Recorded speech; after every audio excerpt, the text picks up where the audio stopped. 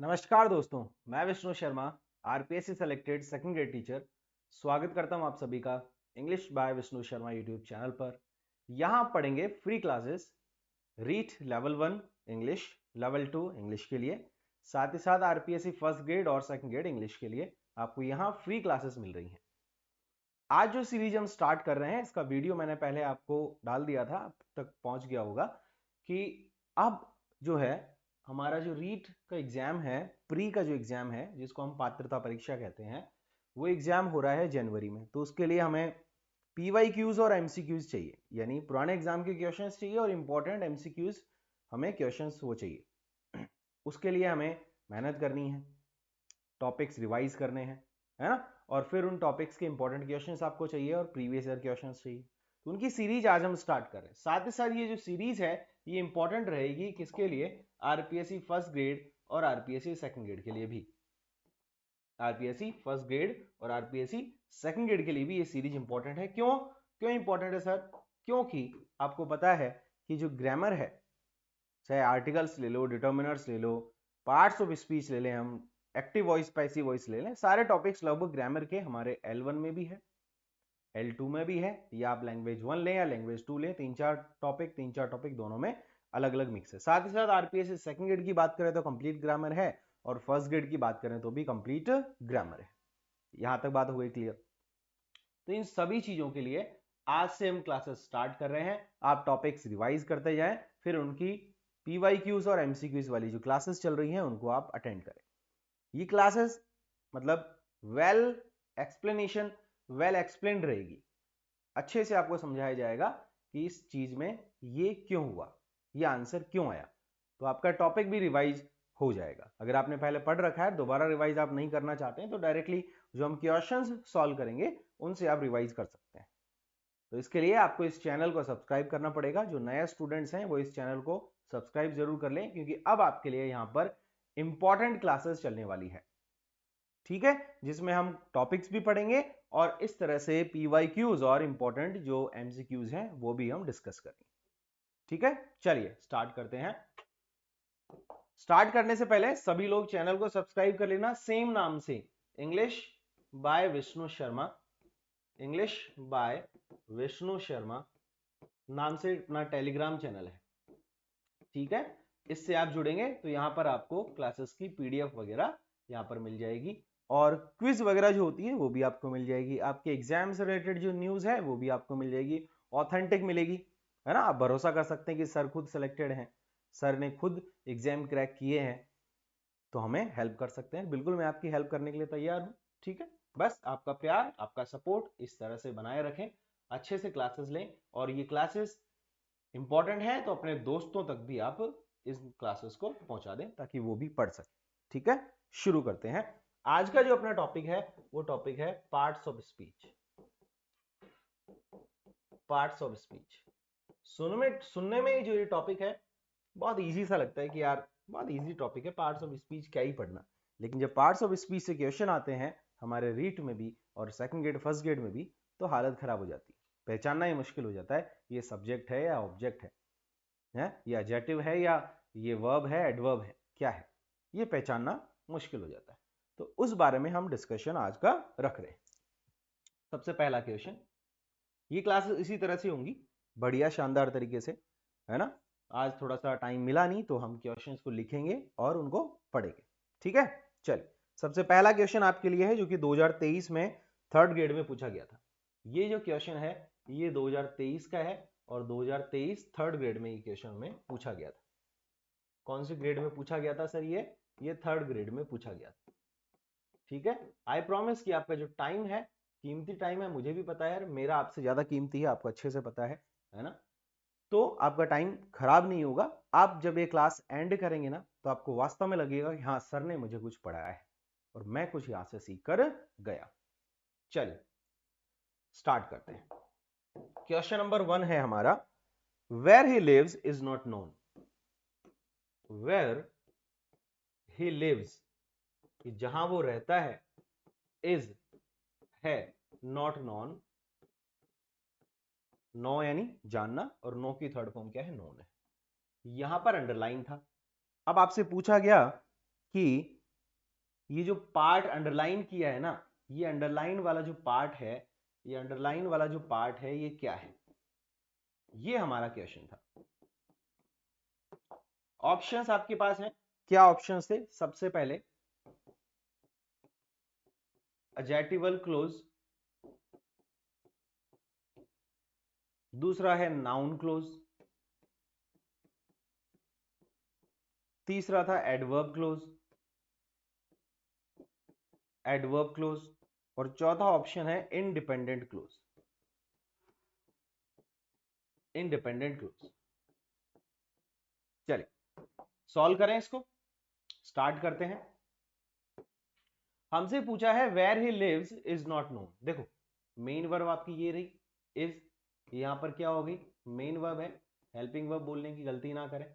ठीक, where he lives जहां वो रहता है ना, इज नॉट नोन, उसका पता नहीं है ना, उसके बारे में नॉलेज नहीं कि वो कहां रहता है। सब्जेक्ट क्या है सेंटेंस का, मेन वर्ब से पहले वेयर ही लिव्स, जहां वो रहता है, ये पूरा पार्ट क्या है, सब्जेक्ट है। किससे शुरू हो रहा है, वेयर से शुरू हो रहा है, यानी कनेक्टिव से शुरू हो रहा है।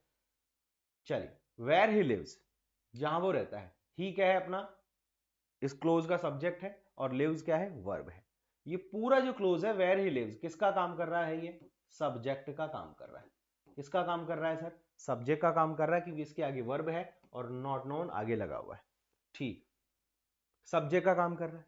क्या एडजेक्टिवल जो क्लोज है क्या वो सब्जेक्ट बन सकता है, नहीं सर, ये तो किसी की विशेषता बताता है। एडजेक्टिव का मतलब ही क्या है, विशेषता बताना। तो किसी चीज की विशेषता बताने के लिए अगर हम कोई क्लोज लगाएं, कोई सब्जेक्ट और वर्ब किसी नाउन के आगे, प्रोनाउन के आगे लगाएं, तो वो एडजेक्टिव क्लोज हमें कहलाएगा। वो क्या करेगा, उस नाउन या प्रोनाउन की विशेषता बताता है। तो यहां नाउन प्रोनाउन की विशेषता बता ही नहीं रहा, ये तो सब्जेक्ट का काम कर रहा है। नाउन क्लोज किसका काम करता है, नाउन क्लोज जो है सब्जेक्ट का काम भी करता है, ऑब्जेक्ट का काम भी करता है। नाउन क्लोज किसका काम करता है, सब्जेक्ट का काम भी करता है और ऑब्जेक्ट का काम भी करता है। तो क्या ये नाउन क्लोज है? क्या सर नाउन क्लोज में ये तो ही प्रोनाउन है, इसमें तो कोई नाउन ही नहीं है, फिर ये नाउन क्लोज कैसे हो गया? नाउन और प्रोनाउन बात एक ही है, ठीक है। प्रोनाउन का प्रयोग हम नाउन के स्थान पर ही तो करते हैं, भी नाउन का रिपीटेशन नहीं हो। राम की जगह ही लिखा हुआ है यहां, तो क्या दिक्कत है, कोई दिक्कत ही नहीं। एडवर्ब क्लोज क्या करेगा, क्रिया विशेषण है, क्या बताएगा, काम करने का समय बताएगा, काम करने का स्थान बताएगा। काम करने का समय हो गया, स्थान हो गया, काम करने का तरीका बताएगा, और काम होने का कारण बताएगा। ये काम किसका है, एडवर्ब क्लोज का है। अगर एडवर्ब क्लोज किसी सेंटेंस में आ रहा है तो उसका काम क्या होना चाहिए, या तो वो काम होने का समय, स्थान, तरीका बताएगा, या काम क्यों हुआ उसका कारण हमें बताएगा। वेयर ही लिव्स क्या बता रहा है हमें, क्या कोई समय बता रहा है, क्या कोई स्थान बता रहा है, क्या कोई काम बता रहा है, या कोई कारण बता रहा है, तरीका बता रहा है? सर इनमें से कुछ भी नहीं है। वेयर ही लिव्स का मतलब ये है जहां वो रहता है, इज नॉट नॉन, फिर आगे वर्ब है। इसका मतलब है वेयर ही लिव्स पूरा पूरा क्या काम कर रहा है, एक सब्जेक्ट का काम कर रहा है। हाँ, इंडिपेंडेंट क्लोज है क्या ये, क्या अपने आप में इंडिपेंडेंट है? अगर इज नॉट नॉन को हटा दें तो क्या वेयर ही लिव्स का अपने आप में मतलब निकल सकता है? कोई आपसे बोले वेयर ही लिव्स, जहां वो रहता है, और वो रुक जाए 2 मिनट, आगे बोले ही नहीं, तो क्या आपको वो बात समझ में आ जाएगी? आप पूछोगे भाई हाँ वेयर ही लिव्स जहां वो रहता है, हाँ उसके बारे में क्या बोलना चाहते हो बताओ, यानी इंडिपेंडेंट नहीं है, डिपेंडेंट है। ठीक है सर, तो आंसर क्या हो जाएगा इसका, नाउन क्लोज इसका आंसर हो जाएगा, क्योंकि नाउन क्लोज जो है किसका काम करता है, सब्जेक्ट का काम करता है और ऑब्जेक्ट का काम करता है। तो इस तरह से हमारा आंसर था नाउन क्लोज। क्या आंसर था, नाउन क्लोज। बात होगी क्लियर? बिल्कुल सर, बात हो गई क्लियर। नेक्स्ट बात करते हैं क्वेश्चन नंबर 2। क्वेश्चन नंबर 2 है हमारा सेकंड ग्रेड इंग्लिश 2022। ये है सेकंड ग्रेड इंग्लिश 2022 का क्वेश्चन। सेकंड ग्रेड इंग्लिश 2022 का क्वेश्चन है। क्या क्वेश्चन है सर? क्वेश्चन है these these residential, these residential, residential मतलब जहां रहते हो, रहा जा सके, दीज रेजिडेंशियल कॉम्प्लेक्सेस, कॉम्प्लेक्सेस पर अंडरलाइन था, आर हैं, क्वाइट बिल्कुल, न्यू, नए। ये जो रेजिडेंशियल कॉम्प्लेक्सेस आपको दिख रहे हैं, दीज का मतलब है कि वो बोलने वाले के आसपास ही हैं, इसलिए सामने वाला बोल रहा है कि ये जो रेजिडेंशियल कॉम्प्लेक्सेस हैं ये नए नए बने हैं भाई। तो ये जो कॉम्प्लेक्सेस पर अंडरलाइन किया है, ये कॉम्प्लेक्सेस का पार्ट्स ऑफ स्पीच क्या है? क्या ये एडवर्ब है, क्या ये नाउन है, क्या ये एडजेक्टिव है, या ये वर्ब है? ठीक, हम बात करते हैं इनके बारे में। ठीक है, बताओ क्या हो सकते हैं, सोचो, देखिए, कमेंट करना सभी बच्चे, और क्लास को लाइक जरूर करना।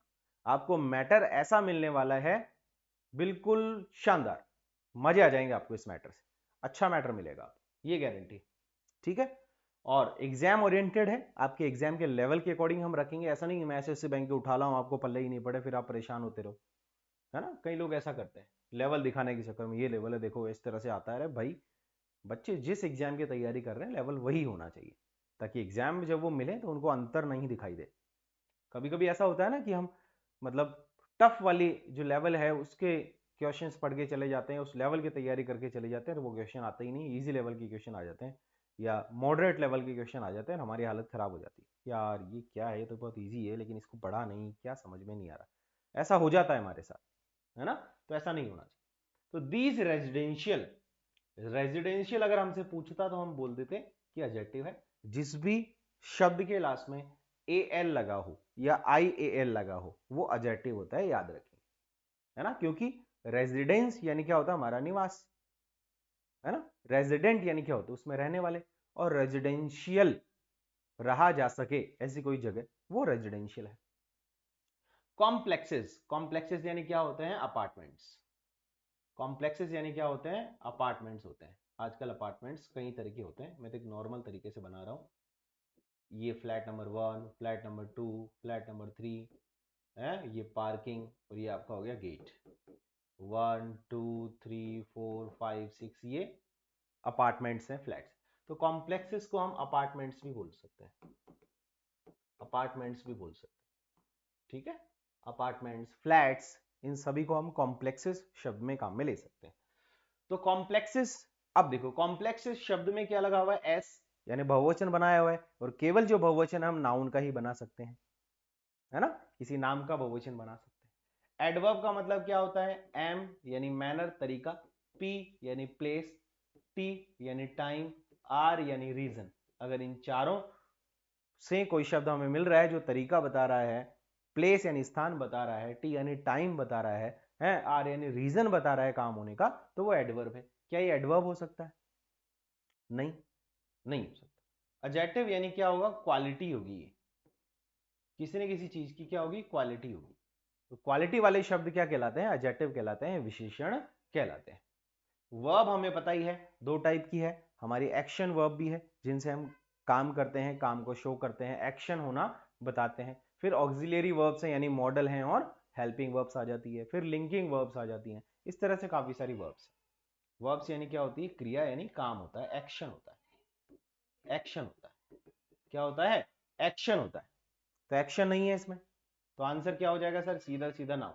नाउन मतलब सर किसी चीज का नाम, और ये किसी चीज का नाम ही तो है, जहां हम रहते हैं उस जगह का क्या है, एक नाम होता है। चाहे उसको होम बोल लो, हाउस बोल लो, फ्लैट बोल लो, विला बोल लो, अपार्टमेंट्स बोल लो, कॉम्प्लेक्सेस बोल लो। ठीक है, तो आंसर क्या हो जाएगा अपना, नाउन हमारा आंसर हो जाएगा।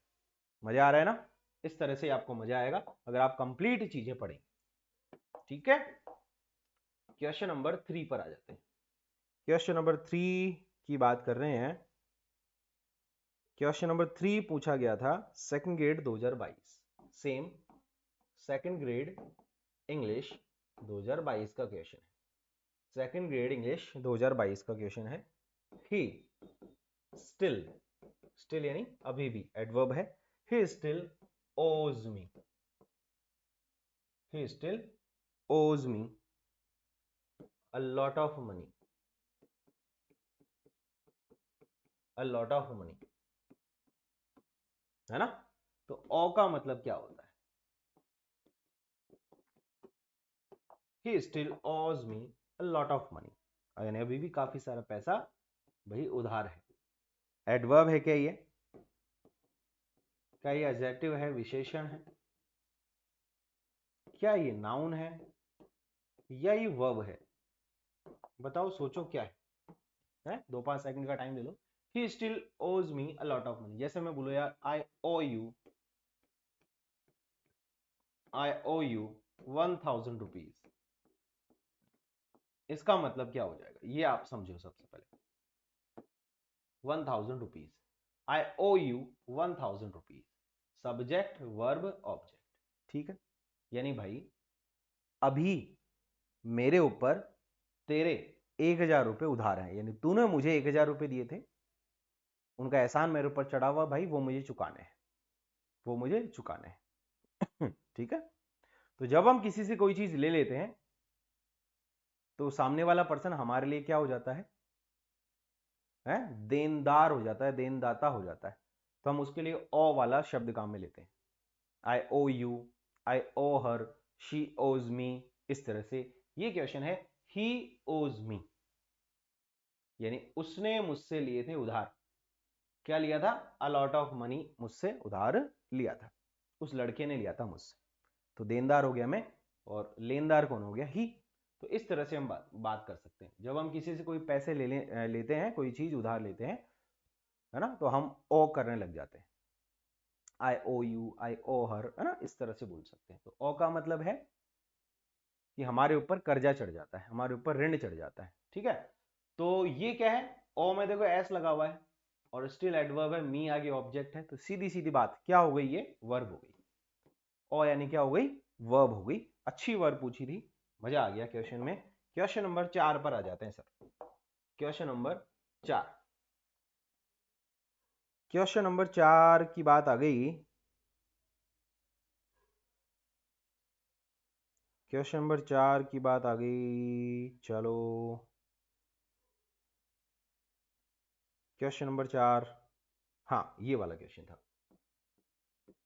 टू सी, ये जो क्वेश्चन है इसमें एक शब्द है, जस्ट अभी अभी एग्जाम हुआ है अपना, सीईटी का एग्जाम हुआ था, वहां भी ये क्वेश्चन पूछा गया था। To see animals being treated, to see animals being treated this way makes me furious, makes me furious, underline किया गया फ्यूरियस पे। 4 ऑप्शन हमें दिए गए। 4 ऑप्शन में पहला ऑप्शन अपने पास है, क्या ये फ्यूरियस वर्ब है, क्या ये फ्यूरियस एडवर्ब है, क्या ये फ्यूरियस नाउन है, या ये फ्यूरियस एडजेक्टिव है, विशेषण है। ठीक है सर, ये क्वेश्चन कौन से एग्जाम में पूछा गया था? ये क्वेश्चन था सेकंड ग्रेड इंग्लिश 2023 में। कब पूछा गया था? 2023 में पूछा गया था सेकंड ग्रेड के एग्जाम में। ठीक है, चलिए। टू सी एनिमल्स, एनिमल्स को देखकर, बीइंग ट्रीटेड, कि उनके साथ व्यवहार किया जा रहा है, दिस वे, इस तरीके से, मतलब कि बुरा व्यवहार किया जा रहा है, मेक्स मी, मुझे बनाता है या मुझे कर देता है फ्यूरियस। फ्यूरियस यानी गुस्से में होना, गुस्से में होना, परेशान होना, है ना, एंग्री होना, फ्यूरियस। ठीक है, फ्यूरियस। फ्यूरियस याद रखेंगे फर शब्द से, एफ यू आर। फर किसके होते हैं? जानवरों के होते हैं। फर यानी जो बाल होते हैं ना, वो जानवरों के फर होते हैं। और जो जानवर है उनकी जो प्रकृति है वो कैसी है? गुस्से वाली है। जानवर लड़ाई झगड़ा करते हैं, गुस्सा करते हैं। तो फ्यूरियस का मतलब क्या हो गया? गुस्सा करने वाला।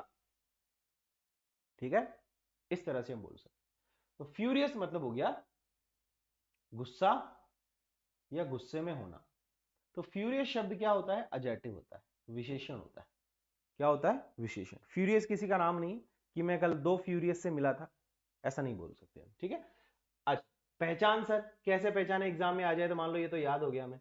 किसी भी शब्द के लास्ट में आई ओ यू एस या ओ यू एस आ रहा है तो वो शब्द क्या होता है? विशेषण होता है, एडजेक्टिव होता है। अभी एक और शब्द पढ़ा था आई ए एल आ जाए, है ना, तो वो भी क्या होता है? एडजेक्टिव होता है।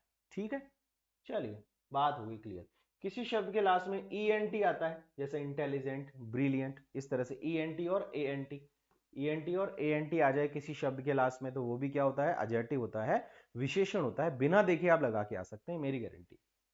ठीक है, तो फ्यूरियस शब्द क्या हो गया सर, एडजेक्टिव हो गया, विशेषण है, क्वालिटी बता रहा है, विशेषण फ्यूरियस। ठीक है, बात हो गई क्लियर। अब आ जाएंगे हम क्वेश्चन नंबर 5 पर। क्वेश्चन नंबर 5, क्वेश्चन नंबर 5 पूछा गया था।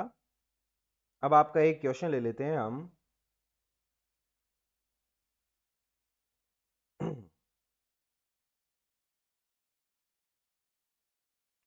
आपका क्वेश्चन ले लेते हैं वेल का, सेकंड ग्रेड एग्जाम 2013,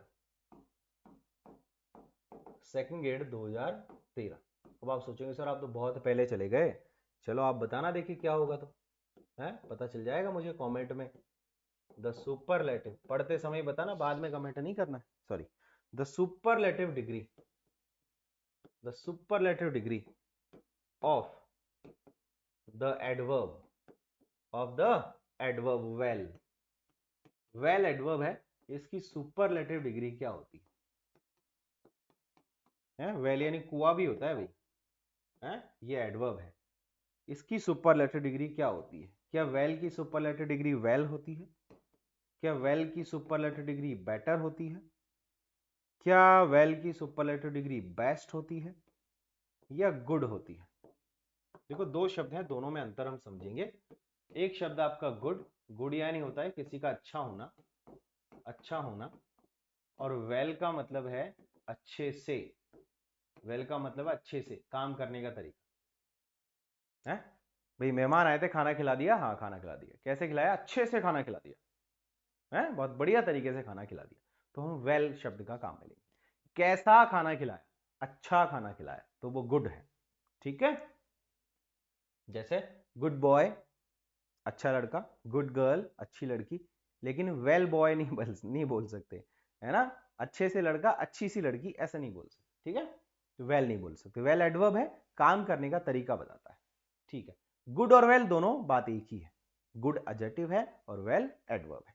दोनों की डिग्री की बात करेंगे तो ऐसे डिग्री बनती है, गुड या वेल दोनों पॉजिटिव डिग्री है, इनकी कंपैरेटिव डिग्री होती है बेटर, और इनकी सुपरलेटिव डिग्री होती है बेस्ट।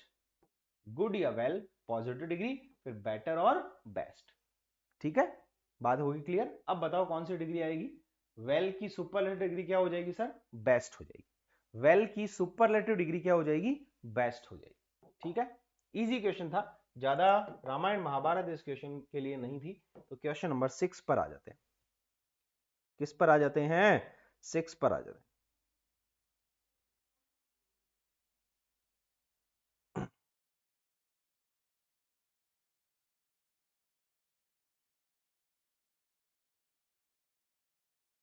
अब आ जाएंगे हम,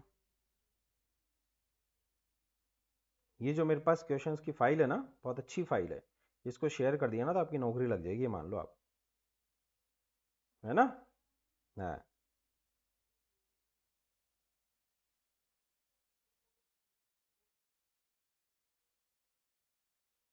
चलिए, विच ऑफ द फॉलोइंग, थोड़ा सा पेशेंस रखेंगे, विच ऑफ द फॉलोइंग, कि मैं लिख भी रहा हूं आपको समझा भी रहा हूं, कई जगह कई क्लासेस लेते हैं लिखे हुए ही होते हैं, लिखे हुए हो भी सकते हैं भाई, कोई बड़ी बात नहीं है, जिसके पास टाइम है वो उसी हिसाब से काम कर लेता है। विच of the following words is a word, चार शब्द दूंगा आपको मैं, चारों में से आपको बताना है कि सर वर्ब इनमें से कौन सा है। ठीक है, आपको मुझे बताना है। फर्स्ट वर्ड है सिंपथी, सिंपथी, दूसरा सिंपैथाइज, तीसरा सिंपैथेटिक, सिंपैथेटिक, और सिंपैथाइजर, सिंपैथाइजर। ठीक है, बताओ। चलो बहुत अच्छा क्वेश्चन है, इसमें आपको बताना है वर्ब कौन सी है, बहुत अच्छा क्वेश्चन पूछा था, शानदार। ठीक है, बताओ। सिंपैथी मतलब क्या होता है, ये क्वेश्चन कब पूछा था सर, ये तो बताओ हमें। ये क्वेश्चन पूछा था आरटेट एग्जाम 2011। देखो कितना अच्छा क्वेश्चन था। आरटेट होता था पहले, रीट नहीं होता था, आरटेट होता था, तो 2011 का ही क्वेश्चन है। सिंपैथी, सिंपैथाइज और सिंपैथेटिक, सिंपैथाइजर। सिंपैथी, सिंपैथी यानी क्या है, सांत्वना देना, है ना भाई। किसी की कुछ लग गई हो, चोट लग गई हो, फेल हो गया हो, तो आप उसको फोन करके क्या बोलेंगे, भाई कोई बात नहीं यार, सब ठीक हो जाएगा, है, ध्यान रख अपना, अच्छे से तैयारी कर, है, अच्छे से खा पी, ये बात हम बोलते हैं। तो सामने वाले को हम क्या दे रहे होते हैं, सिंपैथी दे रहे होते हैं, है ना। जैसे उसके अंदर भावना, वैसी भावना हमारे अंदर फील करके सामने वाले को ये एहसास कराते हैं कि आपको भी बुरा लगता है ना, और आप उसको एनकरेज करने की कोशिश करते हैं। सिंपैथाइज करना, सांत्वना देना, सांत्वना देना। इसका सर सिनोनिम क्या हो सकता है, इसका सिनोनिम है कंसोल करना। इसका सिनोनिम होता है कंसोल करना किसी को, ठीक है। तो सिंपैथाइज वर्ब होती है भाई, और सिंपैथी नाउन होती है, ठीक है। मैंने उसको सिंपैथी दी, मैंने उसको सांत्वना दी, तो सिंपैथाइज हो गया सांत्वना देना। सिंपैथेटिक भी क्या हो गया, एडजेक्टिव हो गया, इसका विशेषण हो गया। सिंपैथाइजर नाउन हो गया, जो सिंपैथी देने वाला, सिंपैथी देने वाला, सिंपैथाइजर, सिंपैथी देने वाला। जैसे आप सिंपैथी दे रहे हैं तो आप सिंपैथाइजर हो गए, ठीक है। अच्छा क्वेश्चन था ना, मजा आ गया क्या। अरे सर बिल्कुल शानदार, जबरदस्त, जिंदाबाद वाले क्वेश्चन है sir. Which which of the following, अगला question, which of the following, which of the following is a noun. जो आपको मैं दूंगा उनमें से नाउन कौन सा है, ये आपको बताना है।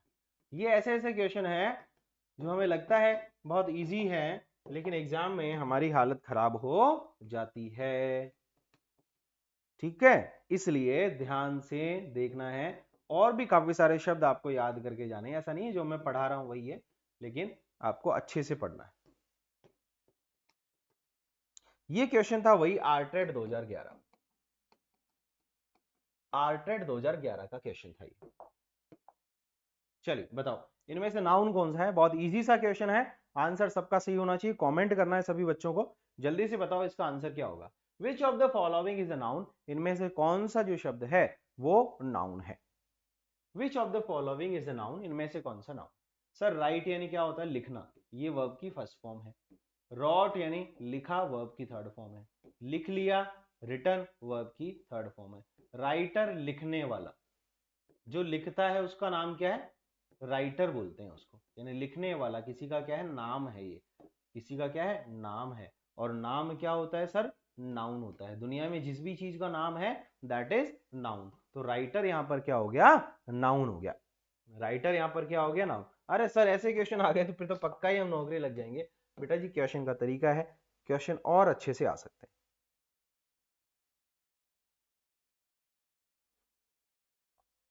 ठीक है। अगला क्वेश्चन वेरी वेरी इंपॉर्टेंट है, और बहुत अच्छा क्वेश्चन है। देखते हैं कितने बच्चों को समझ में आता है।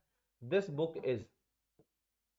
Book is dash and that one is mine, that one is mine. सही प्रोनाउन का यूज करना है।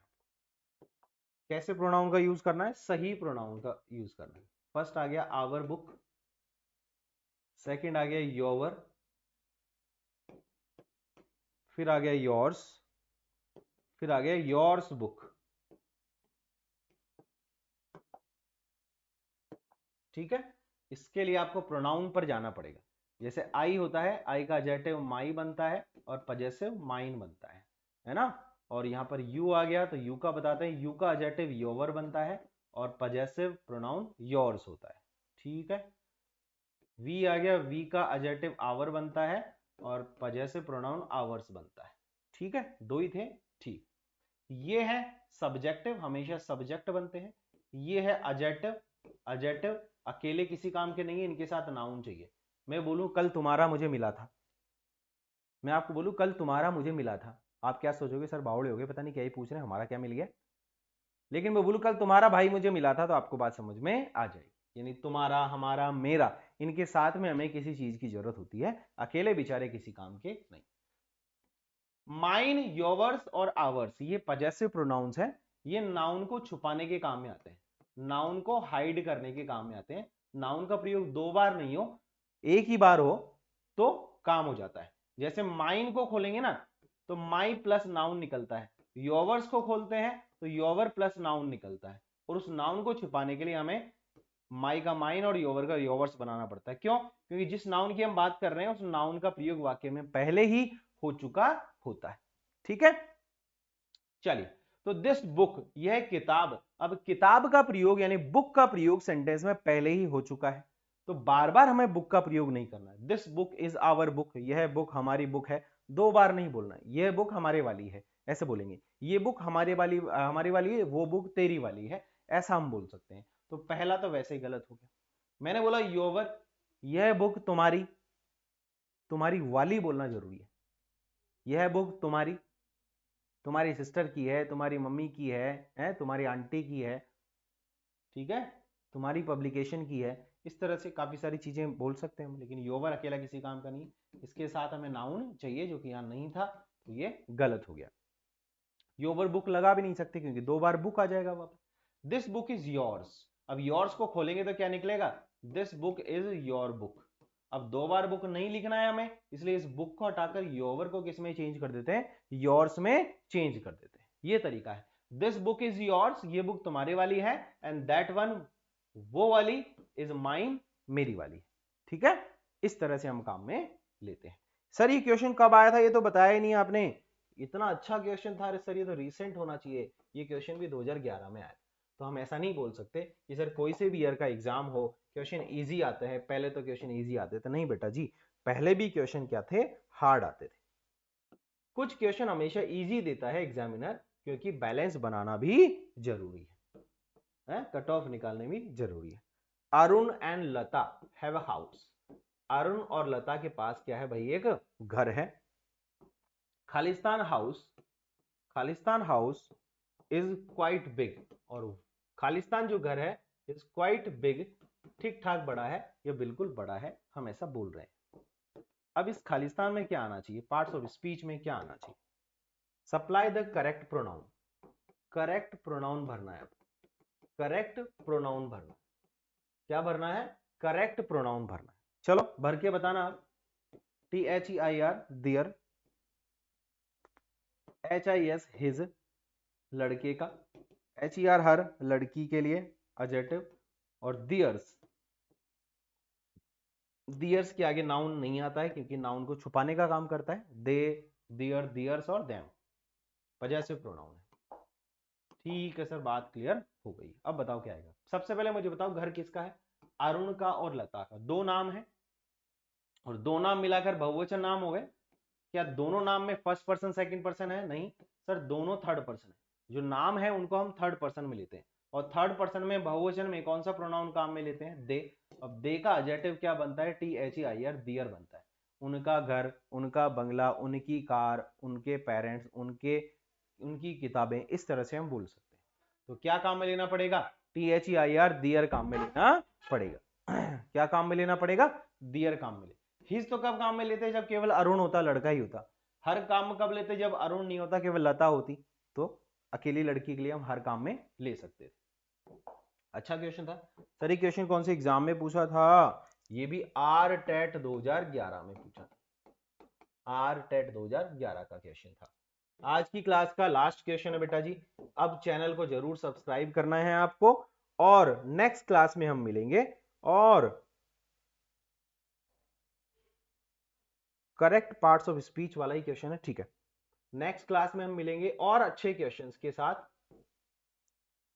तब तक के लिए आप इस क्लास को देखें और पार्ट्स ऑफ स्पीच को पूरा पूरा पूरा रट लें।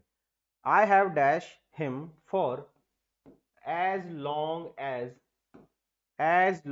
As I can remember. I can remember, remember यानी याद रखना, वर्ब है। खालिस्तान में क्या आएगा? खालिस्तान में क्या आना चाहिए? चार ऑप्शन में आपको देता हूं। नो, नोज, नॉन और नोड। ओ सर क्या क्वेश्चन दे दिया। कब आया था सर ये क्वेश्चन, बताना एक बार। ये क्वेश्चन सेकंड ग्रेड 2019 में पूछा था, सेकंड ग्रेड 2019 का क्वेश्चन है, सेकंड ग्रेड 2019 का क्वेश्चन है। चलो बताओ क्या आना चाहिए। आई हैव, नो वर्ब है, नो वर्ब की फर्स्ट फॉर्म है, न्यू वर्ब की सेकंड फॉर्म होती है, और नॉन वर्ब की थर्ड फॉर्म होती है। क्या नॉड होता है? नॉड तो होता ही नहीं। तो तीन ऑप्शन बचे अपने पास। क्या लिखा हुआ है? Have helping verb. अब हेल्पिंग वर्ब के बाद अगर हमें वर्ब लगानी है तो फिर सोचना पड़ेगा। हैज हैव के साथ वर्ब की कौन सी फॉर्म लगती है सर? थर्ड फॉर्म लगती है। क्या नो थर्ड फॉर्म है? नहीं, ये बेस फॉर्म में एस है यानी सिंगुलर है, ये नॉन वर्ब की थर्ड फॉर्म। हमारा आंसर क्या होगा? Known. I have known him for as long as I can remember. ठीक है, मैं उसको जानता हूं या मैंने उसको जाना है जहां तक कि मुझे याद आ रहा है या याद कर सकता हूं ना। ठीक है, आई हैव नॉन हिम, मैंने उसको जाना है। ठीक है, तो इस तरह के जो क्वेश्चंस है वो हमसे पूछे जा सकते हैं पार्ट्स ऑफ स्पीच में। Noun, pronoun, adjective, adverb, verb, इस तरह के क्वेश्चन, वर्ब की फॉर्म्स, है ना, इस तरह के जो क्वेश्चंस है हमसे पूछे जा सकते हैं। तो इसका आंसर क्या हो गया? नॉन हो गया। चैनल को सभी सब्सक्राइब जरूर कर लेना, साथ ही साथ Telegram channel English by Vishnu Sharma, इसको जरूर आप ज्वाइन करें। थैंक यू सो मच, धन्यवाद।